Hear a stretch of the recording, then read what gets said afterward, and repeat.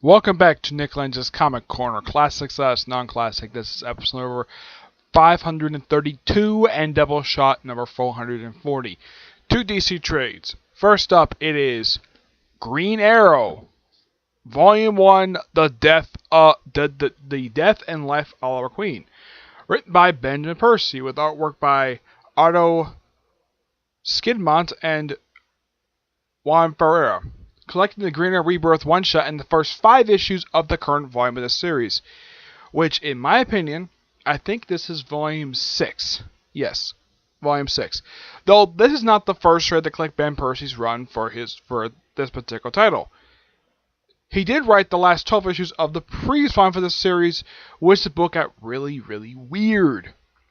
Like having Oliver turn into a werewolf, or having him team up with the woman who raped Nightwing and Devin Grayson for Nightwing, the female tarantula. Yep. Talk about an odd run. It was an oddball run, but they get better toward the end when he had a Green Arrow take on Deathstroke. But this is basically to set the stage for pretty much most of Benjamin Percy's run for the book. And this storyline has been going for almost 40 issues now, but it's interesting. And it's being developed. It's not like the way it was a Cyborg. It felt like the story was going nowhere. This storyline was going forward and had some interesting, good plot developments. One thing I thought was really good for this storyline was the fact you had like John Diggle. For the first time, it had been a good, because when this title started, when Ben Percy started the title, for some reason, he dropped John Diggle from the book, and for no explained reason, he dropped from the book, and now he brings him back.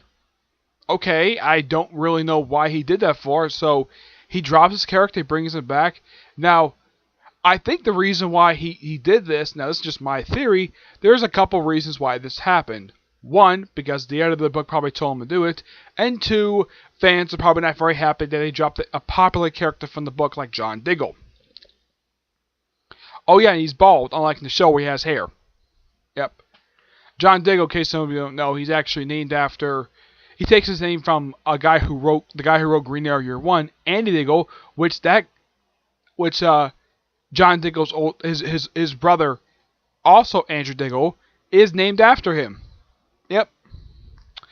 So simply put, this is the start of the Green Arrow storyline, where in the Green Arrow Rebirth book, you have Green Arrow meeting Black Canary. Something for some strange reason, Green Arrow was not allowed to meet Black Canary. Which, I still wonder though, why in the world was Black Canary and Green Arrow kept apart for at least 5 years? As far as I know, there has never been an explained reason for this at all. Because if you think of Black Canary and Green Arrow, did they interact from throughout the entire New 52 from 2011 to 2016? The answer is no. They never did at all. Well, the only time I think they may have interacted was during Throne of Atlantis. That was it. That was the only story I could personally think of these two have ever interacted. Oh yeah, and apparently Benjamin Percy forgot the fact that, he's part of a Justice League team. The Justice League United. Yeah, apparently he's forgotten that fact. Yeah, that's something really weird about this. Is that he's not apparently a member of the Justice League right now, despite the fact he is a member of Justice League. I will talk about when I get down to the trade when they offer him membership to the league, even though he already is a member, which is really weird. It's kind of like Ben Percy forgot that little factoid.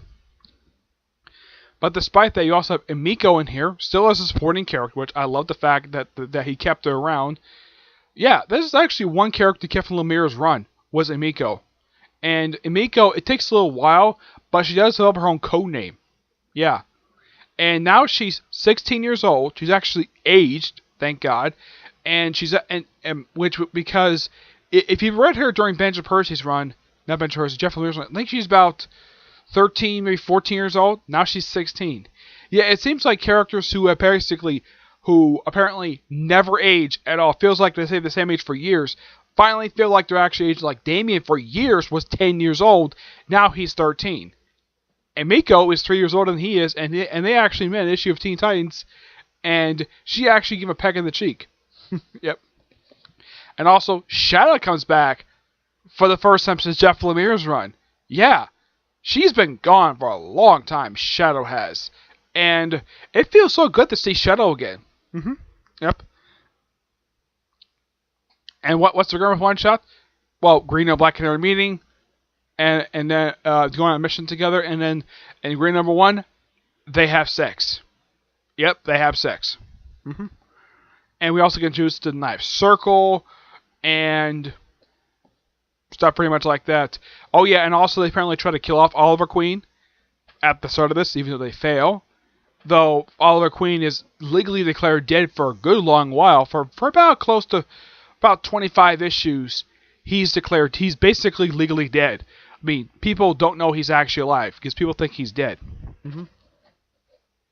So, oh yeah, and apparently he's blamed for stuff, even though that they have no proof of it at all, which is quite stupid. I don't know why Ben Percy writes the police, the Seattle police like this, where, oh, Green Arrow's wearing a mask. Let's arrest him for crimes he may or may not have committed. Yeah, this is basically the dumbest thing about Ben Percy's run, is he writes the cops to be complete buffoons and basically arrest Green Arrow for any kind of big legal crime, because apparently they're not really liking Green Arrow very much, either that or in the back pocket of the Knife Circle. Yeah, but this by far is just really, really good. It's a good setup for this run, and I do highly recommend people fans of Green Arrow. And I've been wanting my hands in this trade for some time, and now I have 3 more trades left, and I'll get all the trades that have been released for this volume for Green Arrow. And unlike Green Arrow Over the Years was published monthly, this is published twice a month, and it's published 40 issues in a little over 2 years. Yep, I give this book a 9.5 out of 10. It is amazing. Also, let's show us off some artwork, because the artwork in here is fantastic.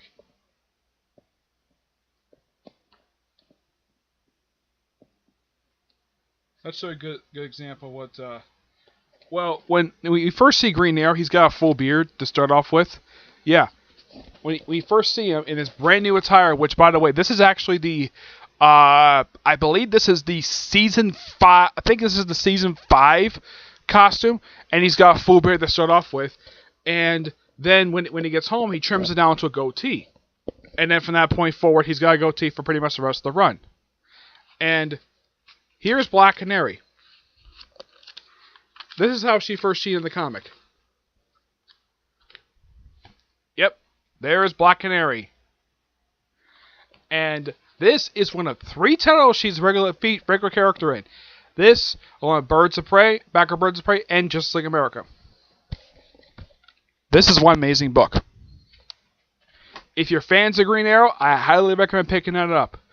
And I'm hoping this series at one point gets the triple-digit numbering in the future. I hope to God it does, because it gets good, gets much higher good stuff after that. Because that stuff is just set up. All right. Next up is Batman Odyssey by the awesome Neil Adams. This trade collects the entire Batman Odyssey series, which is 13 issues, but there's something really weird about this series. Okay, it's Batman Odyssey Volume 1, Issues 1 through 6, and Batman Odyssey Volume 2, Issues 1 through 7. Yeah, it's just basically a bunch of Neil Adams stuff with Batman did with the Underworld, and he throws in like a bunch of stuff for characters he created over the years. He throws in Roz, Man-Bat, he throws in Deadman here, even though he didn't create him, but that was the first work he worked on. Let's see. Oh, if you're wondering how he draws Bane, on the back cover they actually show how he draws Bane.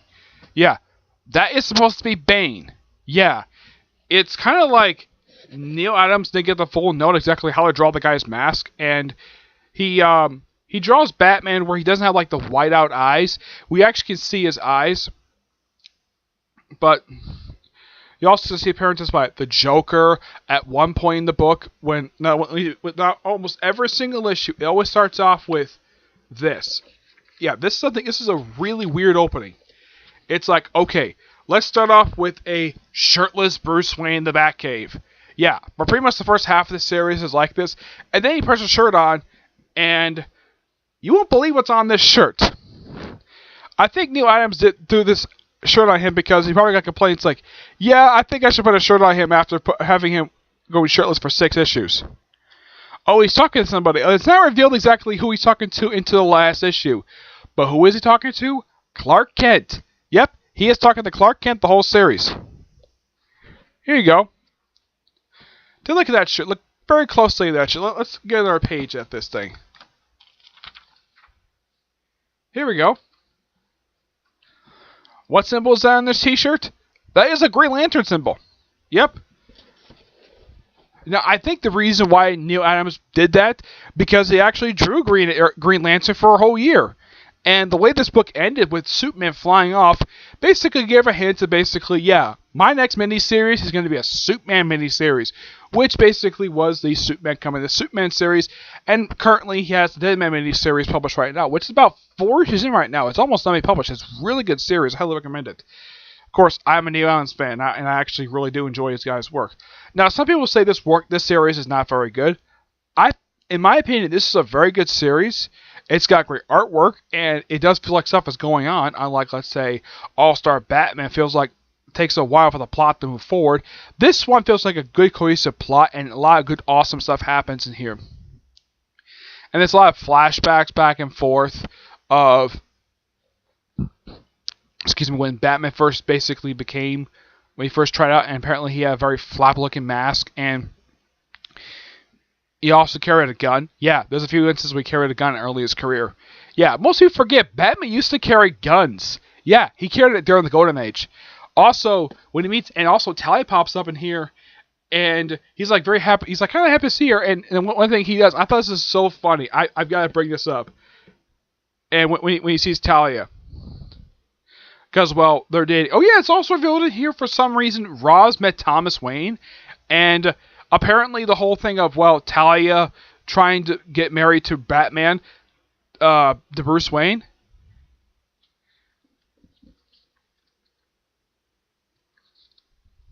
Yeah, apparently this was arranged between Roz and Thomas. It's so really weird and interesting. And this is so funny. He's like, okay. And this is a funny line. It's like, Talia, is that a green shirt you're wearing? What? Oh, yeah. It's surprising you noticed. Yeah, in this dress, you actually see like how in the world does he know about dresses? I mean, yeah, he's a businessman underneath his costume, but yeah, here's a good front look of Talia's outfit dress, and here's a look from the side. Yeah, where apparently you actually can see almost part of her breast. Yeah. Where it looks like, by looking at this outfit, Talia is not wearing any underwear underneath this thing. Yeah, I think that she could be wearing underwear, or it could be a thong. Yeah, but I think the reason why that Neil Adams had her basically dressed like this, because, well, now, this is my personal theory of the reason why that Talia is dressed like this, because she loves Batman. She loves Bruce Wayne. Despite the fact currently in comic books he's engaged to Catwoman, which apparently she doesn't have a really big problem with that. She's like I remember from a recent issue, she's like, is she your betrothed? He's like, yeah. And she says, I like her. It's just so interesting. Because, well, most people know Talia, besides being the daughter of Ra's al Ghul, as the mother of Damian Wayne. And I'm surprised John Kent is not like, Damian, your mom is hot.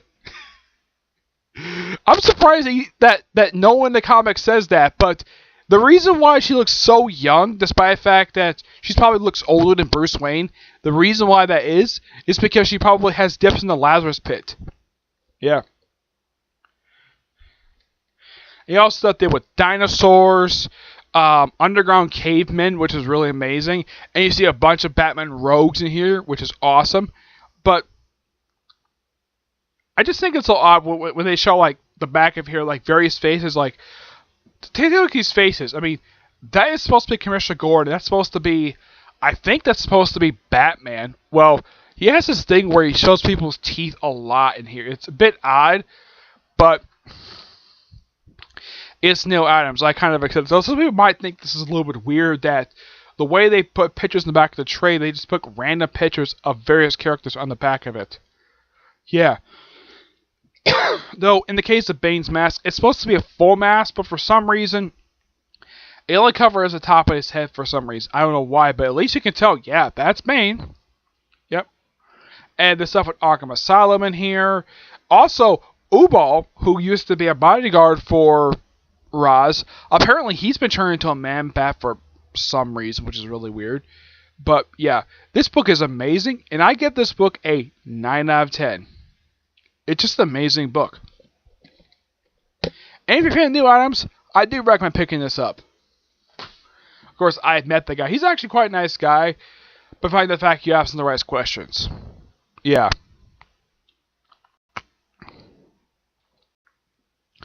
Alright, so that's it for this episode. Stay tuned for the next episode, which will probably be episode 533 and Doubleshot number 441. Okay? But until we see you in the next episode, bye.